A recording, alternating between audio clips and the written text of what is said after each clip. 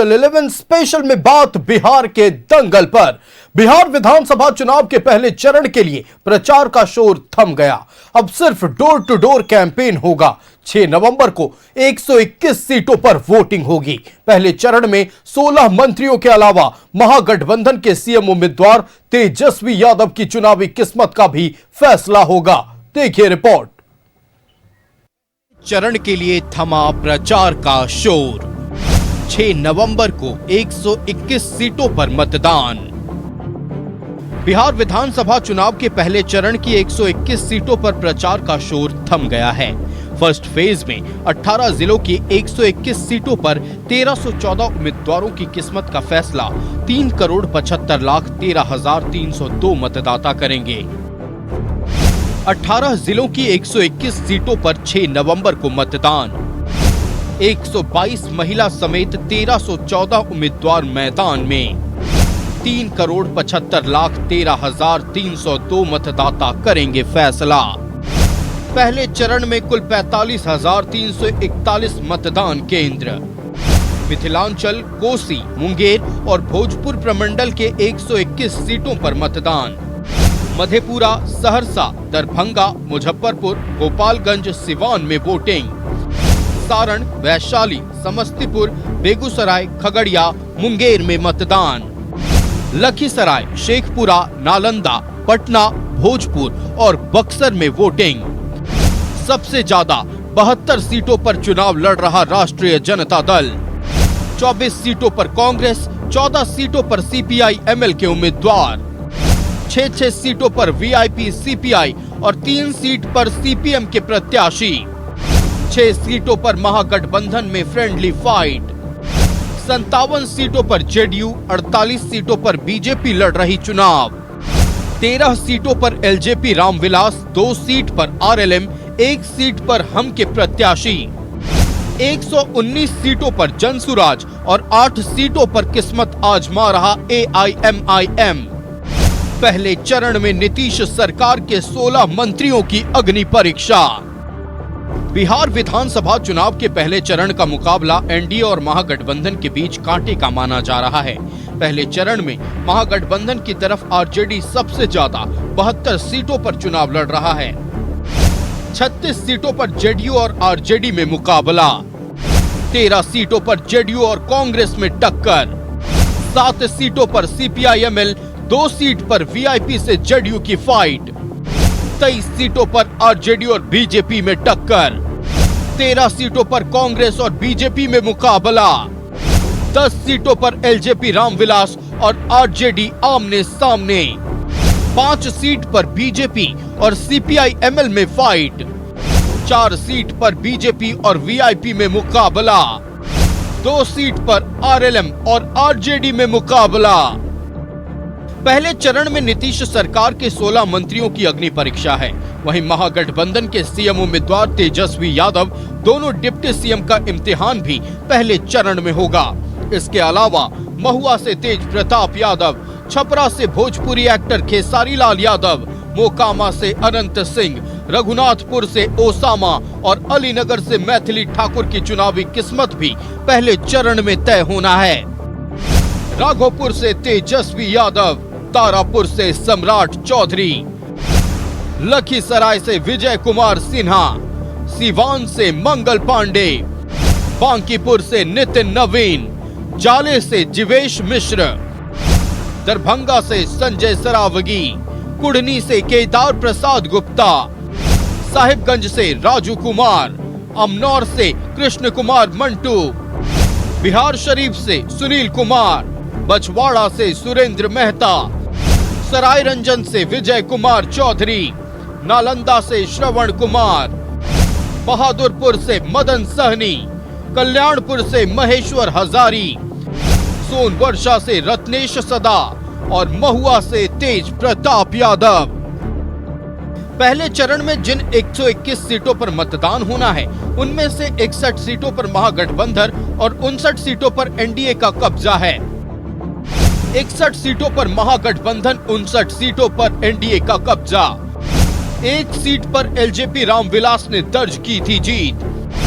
42 सीटों पर आरजेडी, 32 सीटों पर बीजेपी, 23 पर जेडीयू की जीत, 8 सीटों पर कांग्रेस, 7 पर माले, 4 पर वीआईपी, 2-2 सीट पर सीपीआई सीपीएम की जीत। बिहार विधानसभा चुनाव का पहला चरण अहम है। राज्य में किसकी सरकार बनेगी, ये पहले चरण के चुनाव से तय हो जाएगा।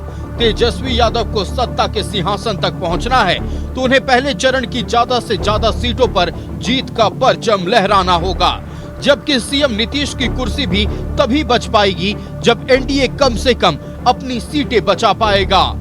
Bureau report, news 11 Bharat. तो पहले चरण के मतदान के लिए चुनाव प्रचार पूरी तरह से थम चुका है। 18 जिलों की 121 विधानसभा सीटों पर मतदान 6 नवंबर को होगा। इस मतदान में यानी कि पहले फेज के मतदान में कई दिग्गजों की किस्मत दांव पर लगी हुई है, जिनमें तेजस्वी यादव और सम्राट चौधरी का भी नाम है। लेकिन दूसरी तरफ दूसरे फेज के मतदान को लेकर भी अब तैयारियां जोर शोर से चल रही हैं। दिग्गज चुनावी सभा कर रहे हैं, जनता भी अपना मन बना चुकी है। सीधे आपको लेकर चलते हैं सीमांचल की राजधानी पूर्णिया, जहां से संवाददाता हमारे साथ शाहनवाज अख्तर लाइव जुड़े हुए हैं। शाहनवाज, आप इस वक्त कस्बा विधानसभा क्षेत्र में हैं। सीमांचल का ये वो जगह है जहां माना जाता है, खासतौर पर पूर्णिया वो जगह जहां माना जाता है कि सीमांचल का सब कुछ निर्धारण पूर्णिया से होता है। विकास पूर्णिया ने देखा है, लेकिन पूर्णिया के कस्बा विधानसभा क्षेत्र की जनता के मन में क्या कुछ चल रहा है, यह हम आपके जरिए अपने दर्शकों तक पहुंचाना चाहेंगे।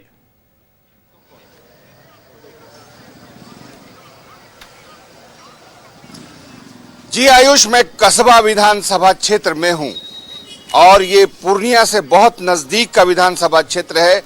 एक तरह से अब दोनों एक दूसरे से मिलने जा रहे हैं। बहुत इंपॉर्टेंट प्लेस है। यहाँ से एक हाईवे भी गुजरता है जो सिलीगुड़ी तक जाता है और इधर पटना तक जाता है। लेकिन इसमें कुछ समस्याएं भी हैं। बाढ़ की समस्या बहुत ज़्यादा है। विकराल की कई नदियों का गुजर होता है इधर से। कजरी नदी उसमें है और भी कई नदी हैं, जिसके वजह से हर साल कुछ न कुछ दुर्घटना, बाढ़, फसलों की क्षति होती रहती है।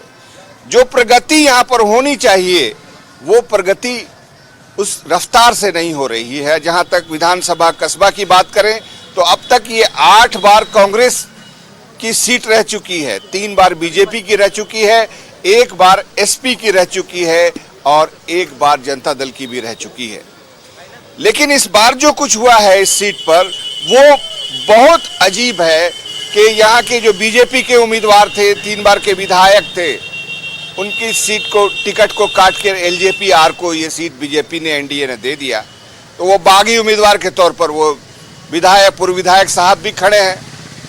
अब कांग्रेस में भी वही हुआ है। कांग्रेस के जो सिटिंग विधायक थे सही थे, सब कुछ सही चल रहा था, पूरी उम्मीद उनको भी थी कि उनको टिकट मिलेगा। अचानक उनका टिकट काट करके एक नए व्यक्ति को टिकट दे दिया गया है। तो अब वो भी बागी उम्मीदवार के तौर पे खड़े हैं। दोनों खेमे से बागी ताल ठोक रहे हैं। तीसरा एमआईएम का है। एमआईएम के भी कैंडिडेट ने आज शक्ति प्रदर्शन किया। असदुद्दीन ओवैसी आकर के गढ़बनेली मैदान में सभा करके गए हैं। और ये जो 13 प्रत्याशी हैं उसमें 2-4 हैं, एक एलजेपी-आर का भी प्रत्याशी है। जाहिर है वो एनडीए के प्रत्याशी हैं, तो वो उनके तरफ से भी पूरा जोर है। जीतेगा कौन, किस के सिर पर विधायक का ताज सजेगा, ये हम आज समझने की कोशिश करेंगे। हमारे साथ कस्बा की प्रबुद्ध जनता है और सब लोग जानकार लोग हैं। सब लोग कुछ कहना चाहते हैं, कुछ बात करना चाहते हैं। हम शुरुआत आपसे करेंगे। थोड़ा कस्बा का परिचय दीजिए कि कस्बा में कितने प्रत्याशी, कितने उम्मीदवार और कस्बा है क्या? कस्बा में कुल कस्बा विधानसभा में 2,86,574 मतदाता है। वर्तमान में कुल 13 प्रत्याशी चुनाव मैदान में है। और कस्बा की मुख्य समस्या है कि नाला का, थोड़ी सी भी पानी बरसात का मौसम आता है तो जल जमाव का बहुत बड़ा फैक्टर है यहाँ। जब 1995 में भगवा को यहाँ पर यानी प्रदीप दास के रूप में भारतीय जनता पार्टी चुनाव जीती थी, 1995 से 2010 तक उनका विकास कार्य, जब लालू जी की सरकार थी उसमें प्रदीप दास जो विपक्ष में थे और उनका जो श्रेय है यहाँ के कन कन में जन जन में एक भी रोड हो, सामुदायिक भवन का स्थिति देखिए। 2010 में जो वर्तमान विधायक मंत्री थे, मत्स्य विभाग के मंत्री थे आफाक आलम जी, उनका कार्यकाल को भी 15 साल देखा जाए। उनकी तुलना पूर्व विधायक जो अभी वर्तमान में निर्दलीय चुनाव लड़ रहे हैं, जो भाजपा टिकट नहीं दी, आपने कहा बागी, वो बागी नहीं है। जनता के सुर से सुर मिला के, जनता की आवाज को पुरजोर विधानसभा में उठाने के लिए जनता ने उनको मजबूर किया और चुनाव हारने के बाद 2010 में चुनाव हारे, 2015 में चुनाव हारे, 2020 में चुनाव हारे, लेकिन जनता के मान सम्मान में, जनता के मतलब कि हर महोत्सव में वो उपस्थित रहे और लगातार वो जो है कस्बा विधानसभा को नेतृत्व देते रहे। ये नजर में वो जो खड़े हुए हैं वो बहुत मजबूत उम्मीदवार हैं, बहुत मजबूत उम्मीदवार है। भारतीय जनता पार्टी का दुर्भाग्य है कि उनको टिकट नहीं दिया गया और जो वर्तमान विधायक है जिनको टिकट दिया गया वो तो हवाई है, उनको तो लोग जानते तक नहीं हैं। और जो प्रदीप दास है जन जन कन कन में बसा हुआ है और उनका विकास को भी आज कस्बा की जनता याद कर रही है। और एक सबसे प्रमुख समस्या आपने कहा कोसी काली कोसी धार में अभी तक बांध का निर्माण नहीं करा सका। प्रदीप दास तो लगातार चुनाव हारते ही आ रहे हैं। चलिए ना, अभी बहुत समय है, अब कुछ और कलेक्ट कीजिए। आप बताइए कस्बा की नजर, आपकी नजर में कस्बा में और क्या क्या चीज नहीं हो पाया? कस्बा में 15 साल से मोहम्मद आफाक आलम विधायक बने हुए हैं। अभी कस्बा का नहीं कहीं लाइट ठीक है, नहीं कहीं रोड ठीक है। वाटर सप्लाई का जो प्लांट लगाया गया है 15 साल के अंदर आज तक वो चालू नहीं हुआ।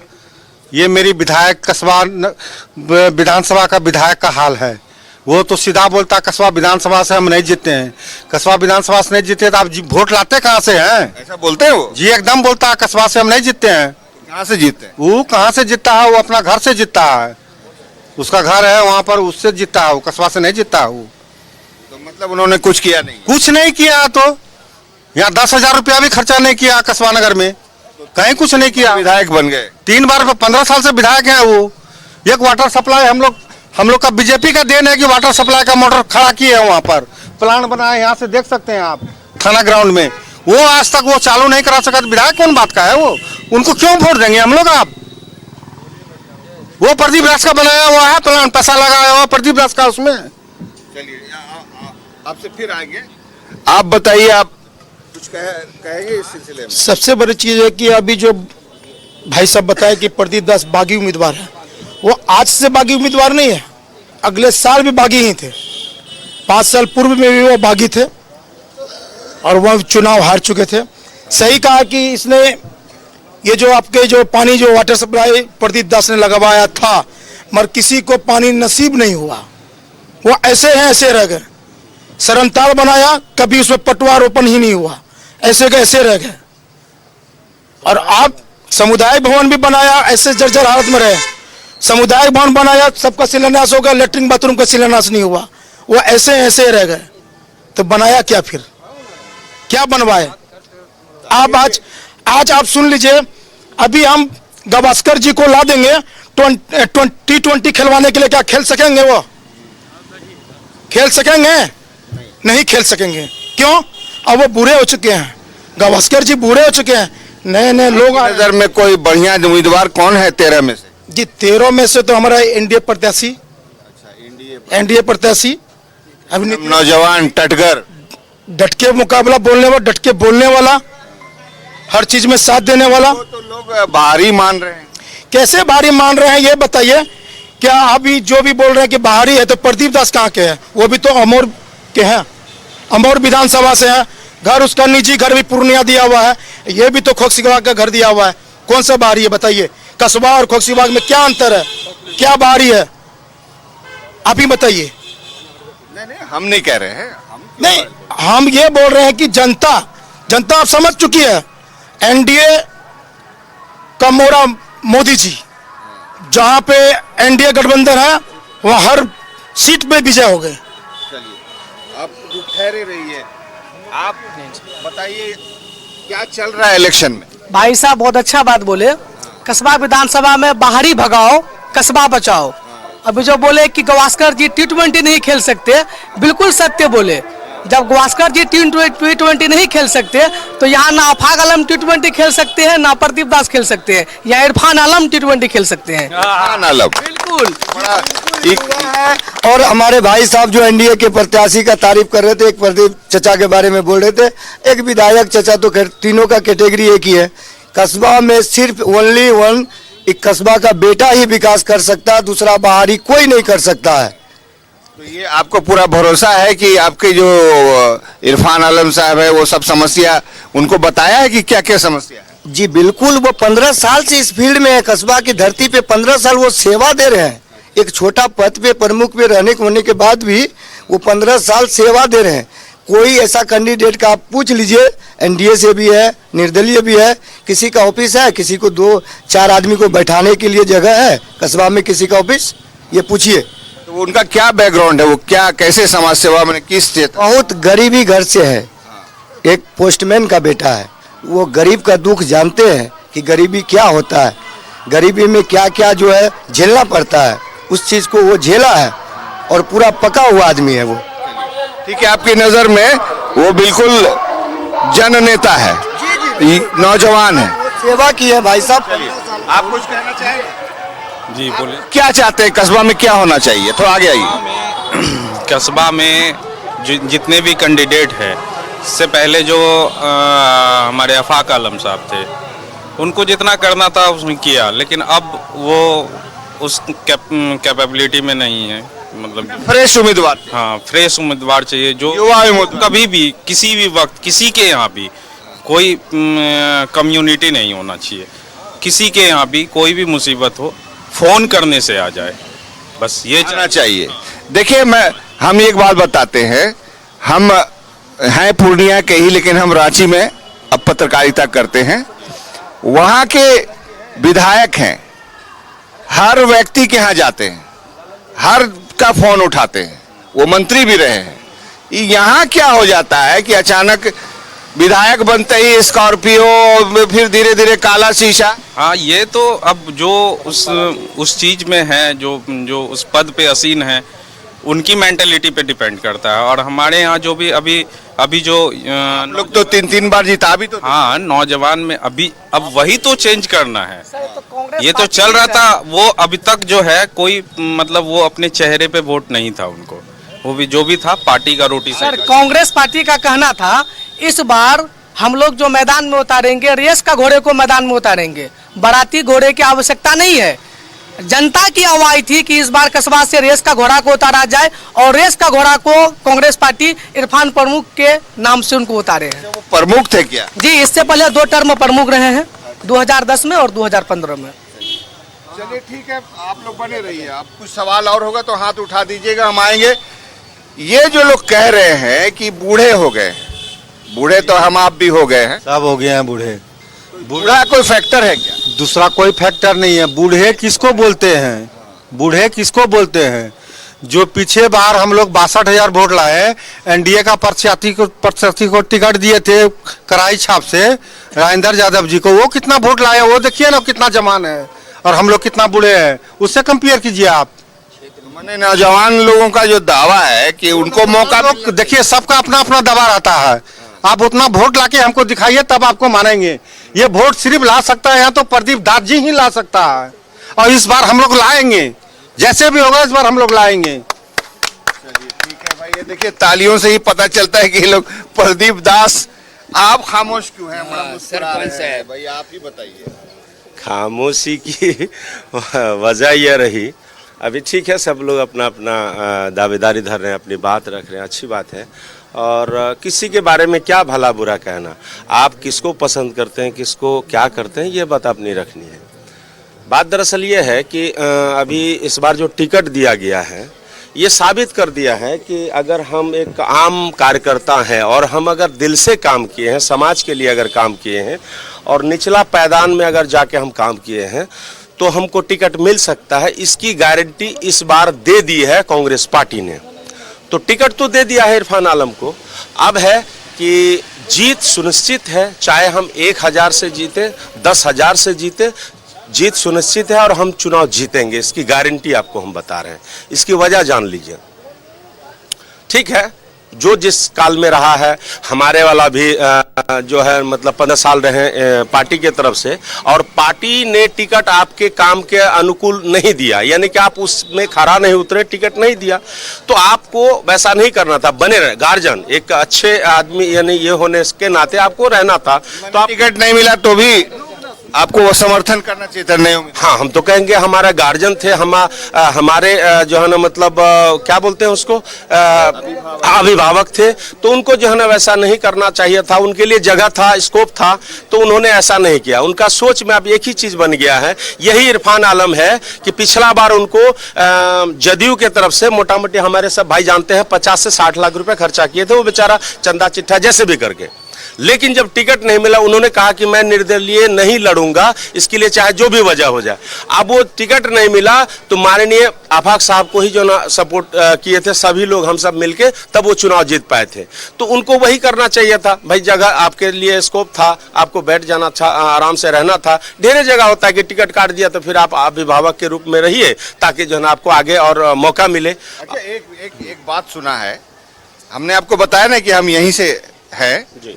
15 साल पहले इन्हीं सड़कों पे आना जाना होता था। आफाक साहब का पहला चुनाव में हम आते थे।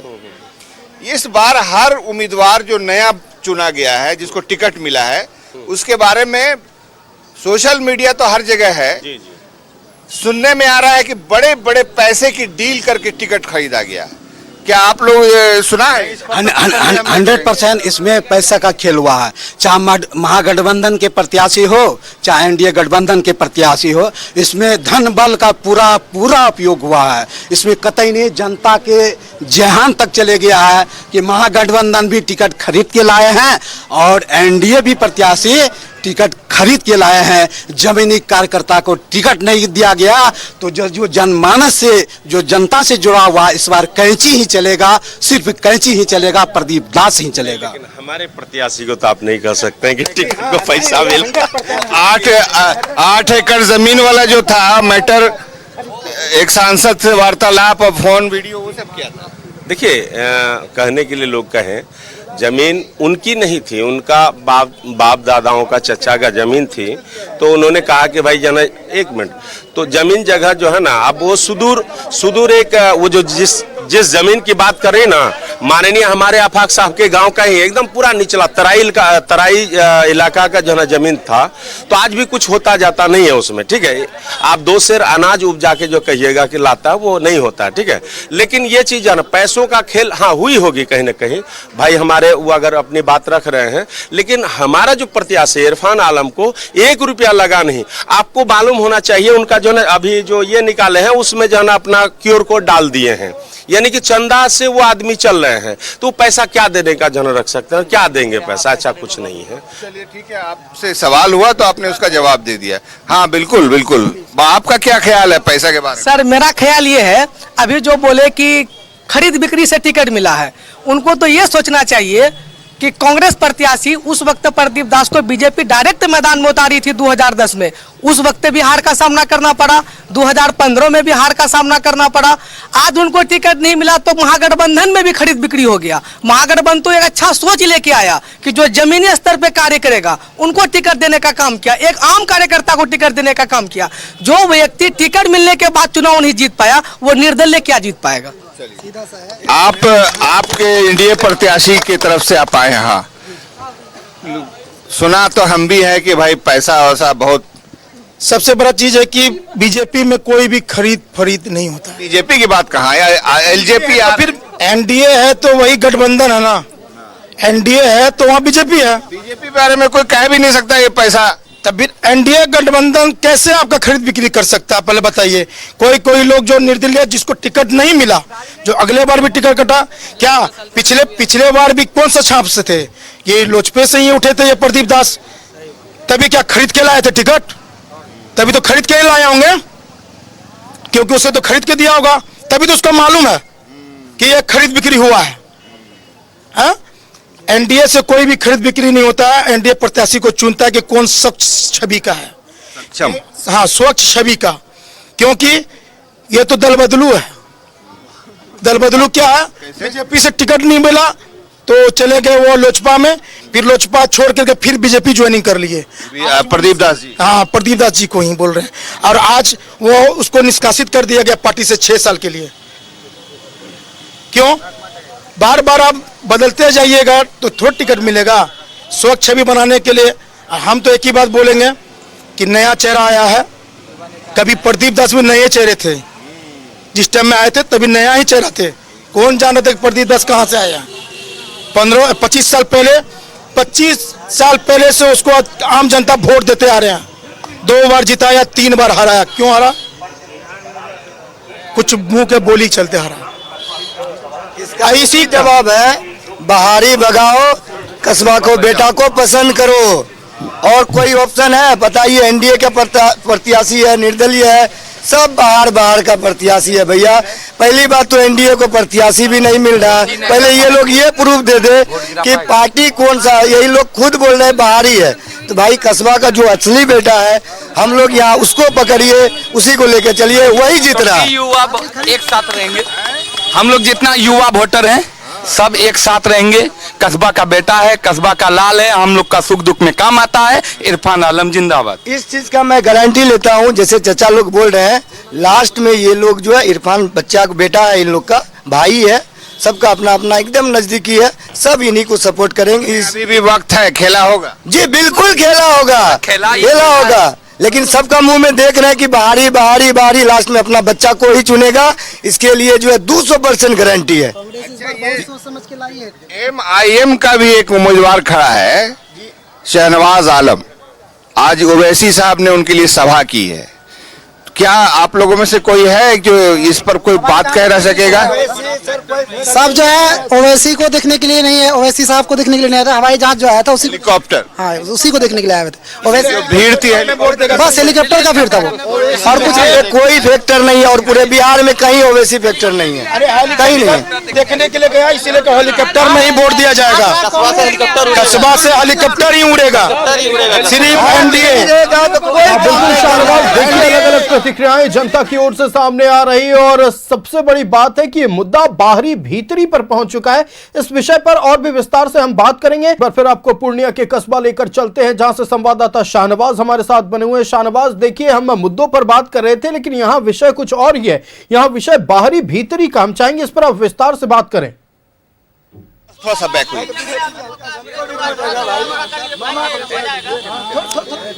हाँ बिल्कुल, दरअसल ये जो क्षेत्र सीमांचल है, ये बहुत भोले भाले लोगों का क्षेत्र है। आयुष, मैं आपको इस महान रचनाकार का जिक्र यहाँ पर करना चाहूंगा। उस रचनाकार का नाम है फणीश्वर नाथ रेणु, जो खुद भी विधायक का चुनाव लड़े थे और हार गए थे 9 छाप से। उन्होंने मैला आंचल नाम का उपन्यास लिखा। इस सीमांचल की गरीबी, सीमांचल में जमींदारी प्रथा, महाजनी प्रथा का दर्द, दंश, सब कुछ उसमें डाला। उनका जो उपन्यास है वो हिंदी साहित्य के 10 उपन्यासों में से एक माना जाता है। गोदान के बाद उसका 1 नंबर आता है।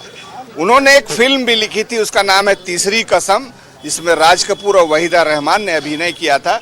इसी कस्बा की कहानी है, गड़बनली मेले की कहानी है, गड़बनली स्टेशन की कहानी है। ये वो गौरवशाली भूमि है और मुझे खुशी है कि कस्बा, नाम कस्बा है, लेकिन अब कस्बा की तस्वीर बदल रही है, कस्बा के लोग बदल रहे हैं, कस्बा की सोच बदल रही है। बहुत सब लोग हैं, बहस कर रहे हैं, अपनी बात भी रख रहे हैं, लेकिन झगड़ नहीं रहे हैं जैसे दूसरे जगह झगड़ा हो जाता है डिबेट में।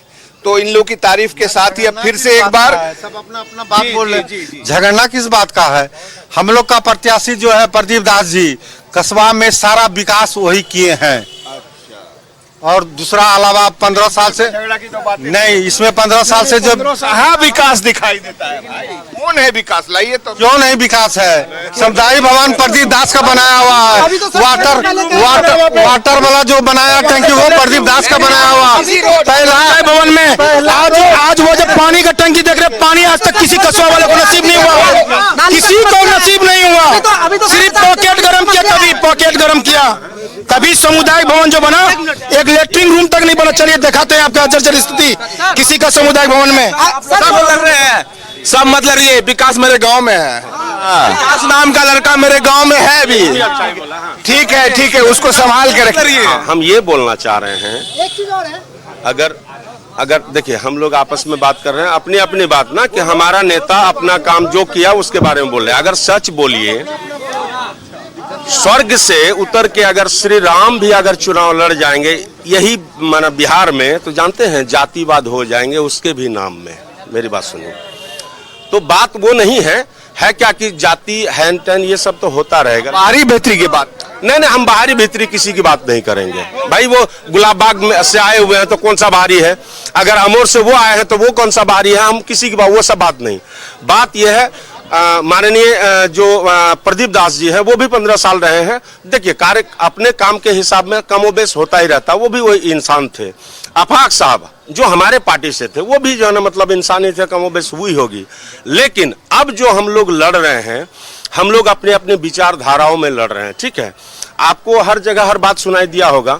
अभी आप बोले ना, अभी हम जैसे अपनी बात करें इरफान आलम का, उसके कांधे पे लाश इतना ढोया होगा, वो आदमी, हर आदमी जानता है, वो चाहे हिंदू हो या मुसलमान हो, वो जानते हैं। बोटी भी चुन चुन के जो है अपने जेब में रख के जो है जलाने का काम किए हैं, दफनाने का काम किए हैं।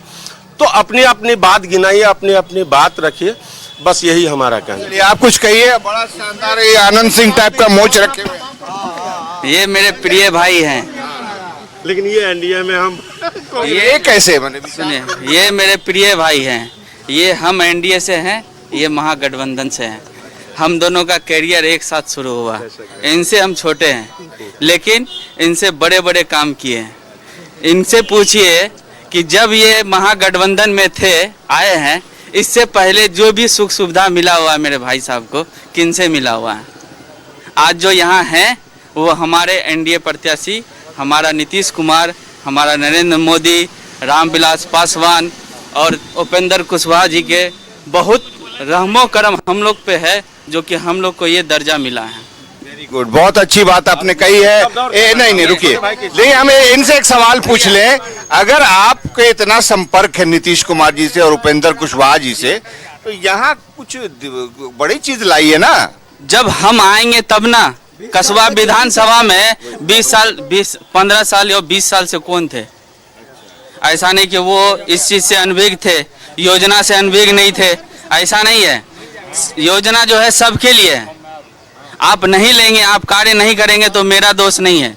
नीतीश कुमार ऐसा नहीं है कि कस्बा विधानसभा को छोड़ के बात किए हैं, वहाँ भी दिए। ये आप पे डिपेंड करता है कि हम किस तरह उस पर काम कर रहे हैं, कैसे लोगों तक पहुँचाए, कैसे लोगों को सुविधा दे। ये जो यहाँ के प्रत्याशी थे उनको सोचना चाहिए। जी, आपके जो प्रत्याशी हैं जिनके लिए आप काम कर रहे हैं, एनडीए के प्रत्याशी हेलीकॉप्टर छाप, तो उनको आप एजेंडा बताए हैं कि कस्बा की क्या जरूरत है? जी, उनको बताए हैं। वो शिक्षित हैं और अपने अपने में जो है वो सक्षम भी हैं, वो पढ़े लिखे हैं। वो जितने भी योजना आएंगे वो जरूर करेंगे उनके रीजन में, ऐसा नहीं कि नहीं करेंगे। वोटर के कहाँ के? कौन? नीतीश कुमार खुशकीबाग कप्तान पारा के हैं, खुशकीबाग कप्तान पारा के हैं। मैं ये कहना चाहता हूँ, ठीक है, हमारे भाई के हिसाब से बात ये आई, सुनिए ना, ये बात आई, हमारा वाला काम नहीं किया, इसीलिए तो हमने टिकट उसको नहीं दिया। हम अभी नए प्रत्याशी लाए, ठीक है, हमारे में से ही जो है कोई कार्यकर्ता है कोई मिला, अब उससे अच्छा काम करेंगे, इसीलिए आप हमारा समर्थन करिए। हम बढ़िया, ठीक है, आपका प्रेम बहुत उल्लेखनीय है। आप बताइए। हम कस्बा प्रखंड से हैं, ठीक है। आप एक आम पब्लिक है, ना कि कोई प्रत्याशी का मेंबर है, ठीक है। मेरा कहना है कि यहाँ 13 प्रत्याशी अभी मैदान में है, ठीक है। 12, 11, 12 या 13 जो भी है, ठीक है, प्रत्याशी मैदान में है। हमारे कस्बा में ये ऐसा समाज है जहाँ जातिवाद नहीं चलेगा। आप जातिवाद थोपना भी चाहिएगा तो ये कस्बा समाज में नहीं थोपा जाएगा। यहाँ हिंदू, मुस्लिम, सिख, ईसाई एक थाली में खाते हैं, ठीक है। यहाँ जातिवाद नहीं चलेगा। हाँ, दूसरा बात, जो प्रत्याशी कस्बा समाज के लिए अच्छा काम करने लायक है, वो चाहे हिंदू हो, मुस्लिम हो, सिख हो, ईसाई हो, हम उसी को वोट देंगे और किसी का नहीं सुनेंगे।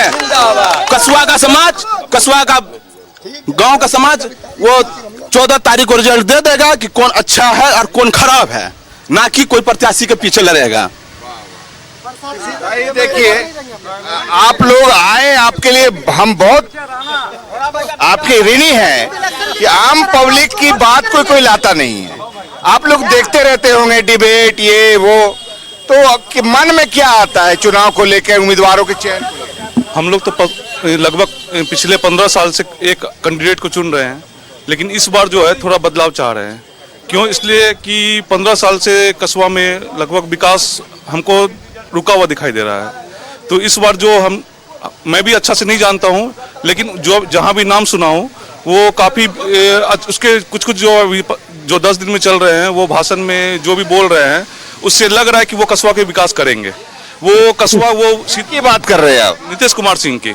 अच्छा, वो एनडीए प्रत्याशी के। तो वो बोल रहे हैं कि मुझे 5 साल का मौका दीजिए, अगर मैं कस्बा का विकास नहीं किया तो मुझे आप दोबारा वोट नहीं दीजिएगा और मैं वोट मांगने भी नहीं आऊँगा।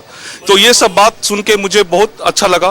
तो इस बार में हम लोग जो है पूरा और ये वो यंग भी हैं, वो मुझे लग रहा है कि कस्बा के लिए अच्छा काम करेंगे और वो जो भी देख रहे हैं कस्बा में जो भी दिक्कत है वो इस बार दूर करेंगे।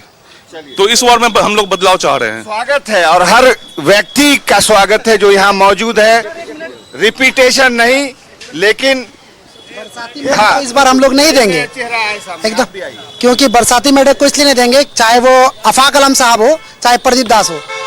मेरा 28 साल उम्र हुआ, हमको लगता है अपने जीवन में हम दोनों को मिला के 2-3 बार देखे होंगे। ठीक है, पार्षद है यहाँ के? नहीं, पार्षद प्रतिनिधि है हम।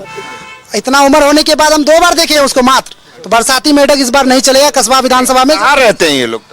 कहाँ, बस समय पे आते हैं, जब इलेक्शन आया 6 महीना पहले हाजिर हो जाएंगे। तो जो हमारे अभी हम लोग किसी इसको नहीं, पार्टी को नहीं दे रहे हम लोग वोट। हम लोग सीधा बात है, जमीन पे जो काम करेगा, जो जमीन से जुड़ा हुआ रहेगा उसको देंगे वोट। और हम लोग इसी वजह से इरफान आलम साहब जो कि जमीन से जुड़े हुए हैं, हमेशा जनता के बीच रहते हैं। अभी कुछ दिन पहले का घटना ट्रेन के इसमें कट गया, बेचारा वो लाश उठा करके मैक्स 7 खुद से लेके गया। तो हम उसको नहीं देखें, वो जो है 6 महीना पहले आएगा और फिर हम एनडीए से हैं, हम कांग्रेस से हैं, हम इससे हम लोग इसी वजह से सिर्फ और सिर्फ इरफान आलम को वोट कर रहे हैं, क्योंकि वो ज़मीनी स्तर पर काम करते हैं। विधानसभा कस्बा 58 का सारे जनता ये मन बना चुकी है कि इस बार जो इलेक्शन होगा वो विकास के नाम से होगा और परिवर्तन के नाम से होगा, और वो ओनली वन सिर्फ इरफान आलम के नाम से ही होगा, क्योंकि उन्होंने कस्बा विधानसभा में पहले से ही 2 टर्म प्रमुख रह चुका है और हर गली गली वो जानता है। उनको बताने की ज़रूरत नहीं पड़ेगा कि किस जगह में विकास करना है और किस जगह में विकास नहीं करना है। वाह वाह वाह वाह, क्या बात है! आप ताली बजाइएगा। इरफान, हम लोग तो इरफान आलम के ही तरफ से हैं, इरफान आलम के ही।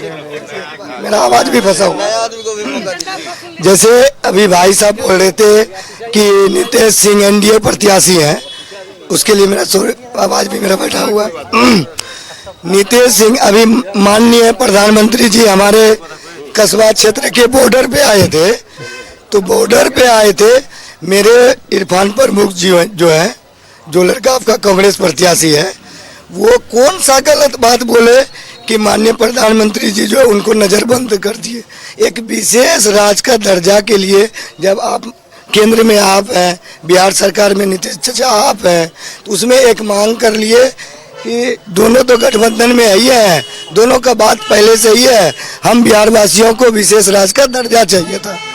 लेकिन उस दर्जा के लिए 14 तारीख को बोले हैं लाइव आके फेसबुक के जरिए, 15 को उसको डिटेन कर दिया जाता है।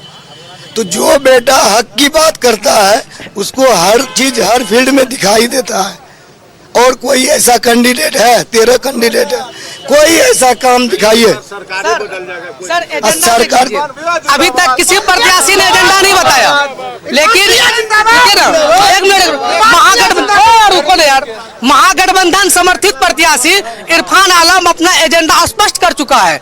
कस्बा को अनुमंडल का दर्जा मिले, यहाँ पे मखाना बोर्ड का निर्माण हो, ML आर्या कॉलेज में PG की पढ़ाई हो, हर घर हर महिला को सम्मान निधि के तहत 2500 रुपया मिले। इनका एजेंडा स्पष्ट है, किसी प्रत्याशी ने एजेंडा अभी तक नहीं बताया, लेकिन ये एजेंडा स्पष्ट कर चुका है, इसलिए पूरा कस्बा विधानसभा इरफान में भी हो चुका है। आपके प्रत्याशी का एजेंडा कुछ बताएं? नहीं, उसका भी वो अनुमंडल का दर्जा कस्बा को मिले, और जो गरीब को जो अभी तक इंदिरा आवास पूर्ण रूप से नहीं मिले हैं उनको प्रथम दृष्टि से इंदिरा आवास की सुविधा मिले, और जो सड़क कच्ची है उसको पक्कीकरण किया जाए, और MLRA कॉलेज को भी यहाँ पे PG की पढ़ाई हो, उसके लिए भी वो आवाज उठाए हैं। प्रदीप दास जी के समर्थक कोई है? प्रदीप दास के समर्थक? मेरा उम्र लगभग 35 साल हो चुका है। मैं पिछले 15 साल से जो विकास देख रहा हूँ पूरे बिहार में, मैं लगभग पूरे बिहार में जो गली का जो एक एक रोड, एक एक नाला, जो अपने तेजस्वी यादव जो अभी डांस कर रहे हैं अभी रोड पे, वो इस रोड जो नीतीश कुमार अपने मोदी जी के बनाए हुए रोड पे डांस कर रहे हैं। नहीं तो पिछले 15 साल से पहले ऐसा रोड पूरा बिहार में कहीं नहीं दिखाई दे रहा था। तो हम लोग जो है, हम लोग ट्रिपल इंजन की सरकार चाहते हैं। यहाँ भी विधायक ट्रिपल इंजन चाह, हाँ ट्रिपल इंजन चाह रहे हैं। यहाँ भी विधायक रहे, मुख्यमंत्री रहे और सेंट्रल में अपने मोदी जी रहे, तो हम तो बिहार का विकास। ठीक है, मान लिया। फिर हम अगर 1-2 साल में आए कस्बा, तो आप मतलब क्या चीज दिखाइएगा हमको बना हुआ?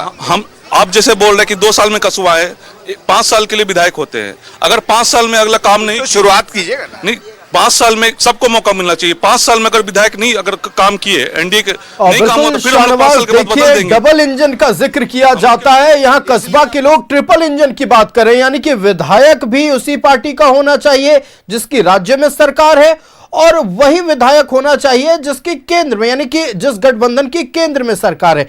अलग अलग बात, अलग अलग मुद्दे जनता की ओर से उठाए गए, और खास तौर पर कस्बा विधानसभा क्षेत्र में बाहरी भीतरी को लेकर भी बातचीत हो रही है। अब तो खैर 14 नवंबर को पता चल पाएगा कि आखिरकार जनता ने अपना आशीर्वाद किसे दिया है। फिलहाल शाहनवाज, आपका हमारे साथ जुड़ने के लिए और जनता की बातें दर्शकों तक पहुंचाने के लिए बहुत धन्यवाद। वक्त एक छोटे से ब्रेक का, तुरंत हाजिर होंगे।